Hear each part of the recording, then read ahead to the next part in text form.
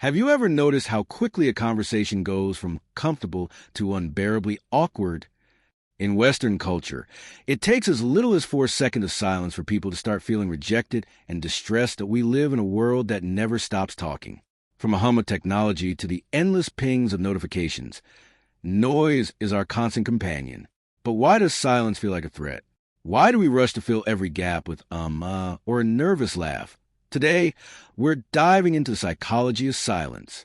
We'll explore why your brain might actually hallucinate in total quiet, how silence is used as a power move in negotiations, and why our cultural fear of the quiet moment is causing us to unfairly silence our elders.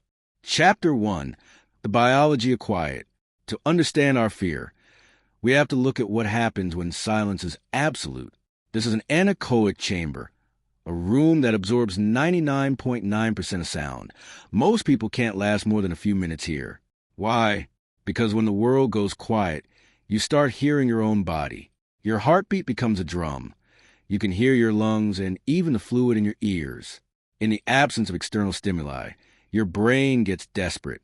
It may actually create noise, leading to phantom sounds or tinnitus-like effects. But don't let that scare you. When noise stops, your brain actually shifts gears. Research shows that periods of silence can stimulate the growth of new cells in the hippocampus, the region of the brain responsible for memory and learning.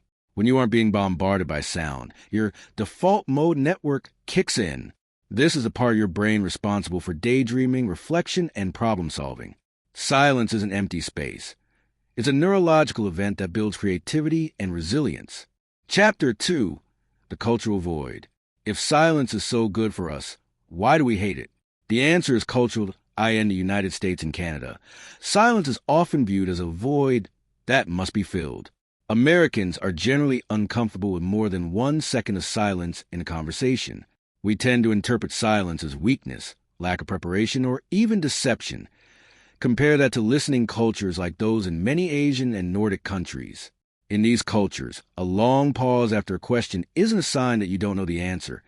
It's a sign of gravitas and respect. It shows you are actually reflecting on what was said. This creates massive confusion.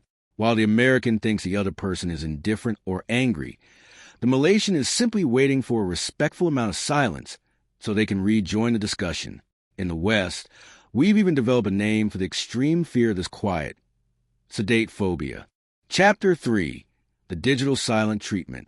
In the 21st century, silence has taken on a new, more painful form: the social media silent treatment. Psychologists call this cyber ostracism. Because humans are wired for social connection, being ignored online, getting left unseen, triggers the same rejection sensitivity as being shunned in person. Your attachment style plays a huge role in how you handle this digital silence. If you have an anxious attachment style, you're more likely to interpret delayed text as a sign of abandonment, leading to rumination and spiraling anxiety. However, studies show that speaking your worries out loud, even if you're alone, can break this cycle. Speech is linear. You can only say one thing at a time. This forces your brain to stop the simultaneous cycling of anxious thoughts and provides a completion signal that silent worry lacks. Chapter 4, Silencing Our Elders. Perhaps the most damaging effect of our silence bias is how it overlaps with age bias. Statistically, older individuals tend to speak more slowly and use more pauses. But because society is so uncomfortable with silence, we often misinterpret these pauses. If a 35-year-old pauses, she's seen as thoughtful. If a 70-year-old pauses, she's often labeled as elderly or failing. This leads to a dangerous assumption of diminished capacity. Lawyers and doctors often rush to fill these silences, inadvertently taking away the autonomy of older clients by assuming they can't speak for themselves. Be why practicing tolerance for silence. We build rapport and ensure that everyone, regardless of age, has the space to be heard.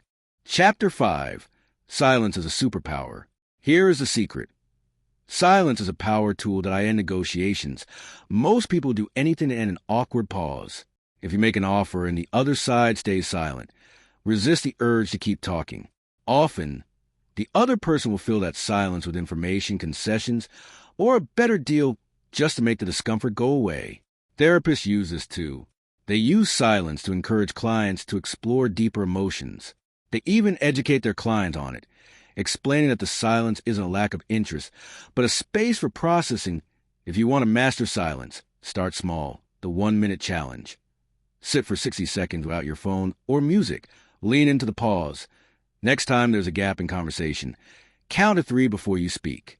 You'll be surprised at how much more intentional your interactions become. We often say, silence is golden. But in a world that demands our constant attention, it's more than that. It's a necessity for our mental health. Silence allows us to process, to create, and to truly connect. It doesn't have to be a judgment, and it doesn't have to be scary. It is, as the West African proverb says, also speech. So, the next time the world goes quiet, don't rush to fill it. Just listen. Your brain will thank you.